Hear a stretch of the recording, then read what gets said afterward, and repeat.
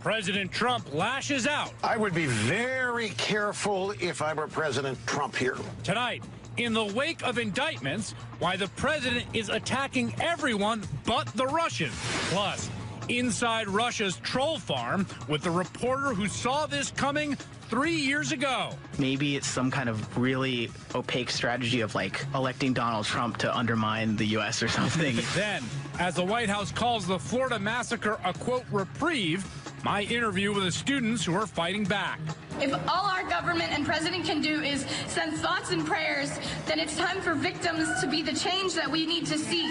And the New York Times reports another story of another extramarital affair with Donald Trump and another elaborate attempt to cover it all up. But All In starts right now.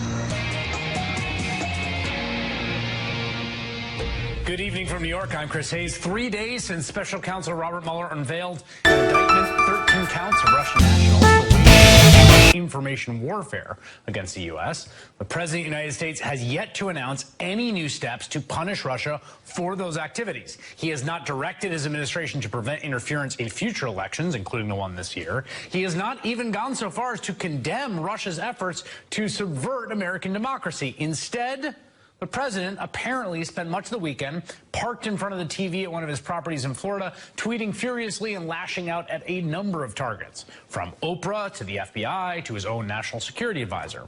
Seemingly everyone except Vladimir Putin. The president spent the long President's Day weekend at Mar-a-Lago, about 40 miles north of Parkland, Florida, where 17 people were murdered at Marjorie Stoneman Douglas High School last week. And because of that proximity, just an hour's drive away, the president's aides kept him off the golf course for part of the weekend, fearing it wouldn't look good. And so, despite the beautiful weather in Florida, the president stayed indoors and tweeted instead. Just after 11 p.m., he tied the school shooting, which his own staff called a, quote, reprieve from the many White House scandals, to the Russia investigation. Quote, very sad the FBI missed all the many signals sent out by the Florida school shooter. This is not acceptable. They are spending too much time trying to prove Russian collusion with the Trump campaign. There is no collusion. Get back to the basics and make us all proud. That tweet, distorting the FBI's admission that it did not follow up properly on a tip about the gunman, did not sit well with the survivors of the massacre at Stoneman Douglas. I'll speak with those students, two of them, later tonight. The president wasn't done. At a security conference in Germany on Saturday, his own national security advisor, H.R. McMaster, said that the indictment just revealed on Friday showed incontrovertible proof of Russian election interference, to which the president retorted, General McMaster forgot to say that the results of the 2016 election were not impacted or changed by the Russians, and that the only collusion was between Russia and Crooked H, the DNC, the Dems, remember the dirty dossier, uranium speeches, emails, Podesta Company, exclamation point. Friday's indictment did not make a judgment either way as to whether the election was impacted, and we won't even begin to fact-check the litany of other false claims and conspiracy buzzwords in the rest of that tweet.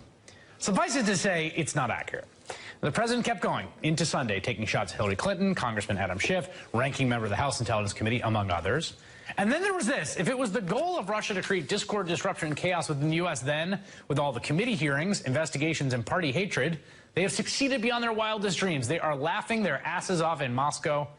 Get smart, America. That one, at least, was consistent with official White House talking points. What the Russians are trying to do, outlined by Attorney General Rosenstein, was create chaos in the American election system. And I'll just say this. Right. There are two groups that have created chaos more than the Russians, and that's the Democrats and the mainstream media, who continued to push this lie on the American people for more than a year. That same clip was later promoted by none other than RT, the international TV network funded by the Russian government. The president's staff were unable to keep him off the links for a third day in a row, so he got 2/3 of the way through the weekend without golf as a kind of show of solidarity.